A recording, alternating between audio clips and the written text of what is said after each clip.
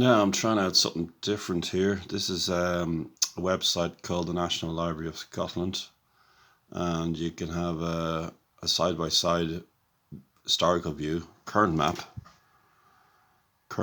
of the Harcourt Street line, and then you have the locations on the current map and what's now, and then you have an Ordnance survey map from 19 up to 1915, 1880s up to 1915. So you can see the contrast in the landscape and the line itself. So this is not the last line. The last line was moved in land in 1915, and this is the original junction, which was swept into the sea with coastal erosion, as you can see there. And so you have an arrow, so milepost 12, and then milepost 12 on the right hand map. And you can see the contrast of where the line was, and then you can see if we can go along by the original line, so you can see comes up to where the last junction was from 1915 to 1959. Taken out by 1960, September 1960, that junction, and then goes up to Quinns Road. So let's have a look here. We can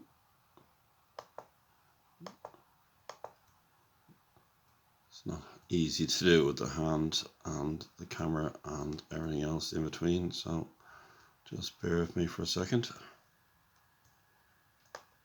I'll just pull that down. You can clearly see Shanganagh Grove and the track bed. I've seen Anne's Park there in Shanganagh Grove, and at the back of the gardens of Shanganagh Grove you have trees where the line was, and this is amazing stuff. So you come up to Quinns Road, and you can see Quinns Road in a minute, and there we go.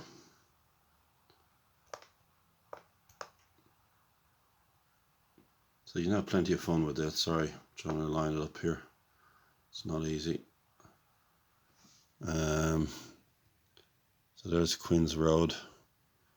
If I focus on the screen, it'll probably be a lot easier.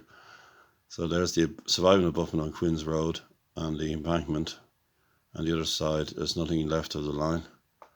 Then you have the embankment that takes you right up to Dublin Road Bridge. So you have the house at the back of Dorney Court that had been built on the old embankment, and Glúna Greena Court, pronounced that badly. So that's at the back of the Dublin Road Bridge where the current apartments are, and the way that's landscaped. And then you have Dublin Road Bridge, and it's overgrown there right up to Shankill Railway Station. So you can see the track bed has been encroached on there as well. This is what I was saying before to people who were asking me questions about the line, and that unfortunately they built Shanganagh Grove and they built St Anne's Park, and that encroached the line in the 60s, so it prevented the line from ever reopening back to the junction. That's why you have a kind of protracted Lewis out to Cherrywood. And it's there's a possibility we'll go over the viaduct at Bridesglen, but it can't go down the old alignment down to Shanganagh. That's impossible. But you can see the old station building there. That's where the Ballycora siding was. It's now a car park area. So you can see those industrial buildings there at the business park. And there we have Stonebridge Road. And there you have the school there, National School, and the cutting has been filled in. And this is recent houses at Woodbank here. And then the motorway, M11 there. I was 1990s I was built. That would have been the N11, then upgraded to a motorway status. And then where you have the pylons there across the road leading up to the viaduct. And then you have housing there at the back of Loughlinstown. You can just see the cables there on the right. Then you have the pitch there, soccer pitch there at the back of Loughnstown Hospital. And there we go, there's the viaduct. I was down there last April, so you're able to see the arrow there, you're able to get through there, drop down. If you ever attempt to do that, take an old jacket with you, an old jeans or whatever, you know, footwear, because it's you're getting through the brambles. It's not easy. It's really bad compared to what it was like 15 years ago, and it was more accessible. It was more accessible from the Cherrywood side 15 years ago than it is now. It's only really, you can get it from the roadway, Cherrywood Road. So you see the viaduct there, and you can still pick out little bits of ballast, not much. And then once the viaduct is on the Cherrywood side, there's nothing left. It's just unbelievable. So again, you look at the left here. This is what makes it interesting. So you look at the left where the line was. You see the arrow where the line was.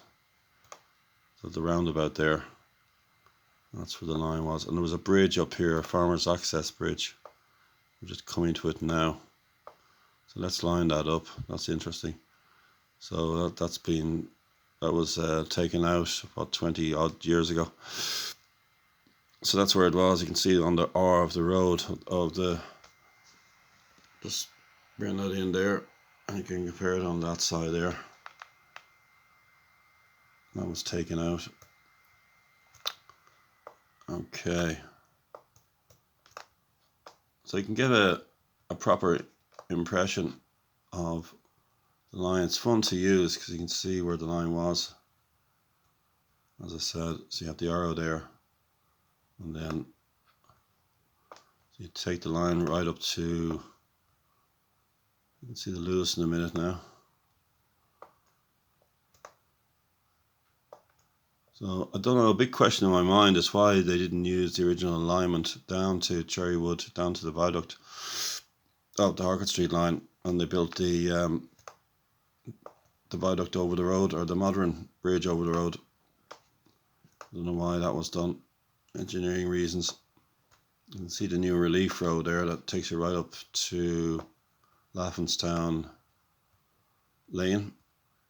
And let's just end the video around here. So let's have a look here now. There's the level crossing. So you see the arrow there. So this is the burnt out remains of the gatekeeper's house at Tulla crossing. And there was a gate post there, and that's been taken out, that's been removed. I don't know who's taken that. And there was embedded prints of the tracks in the roadway, but that's been resurfaced.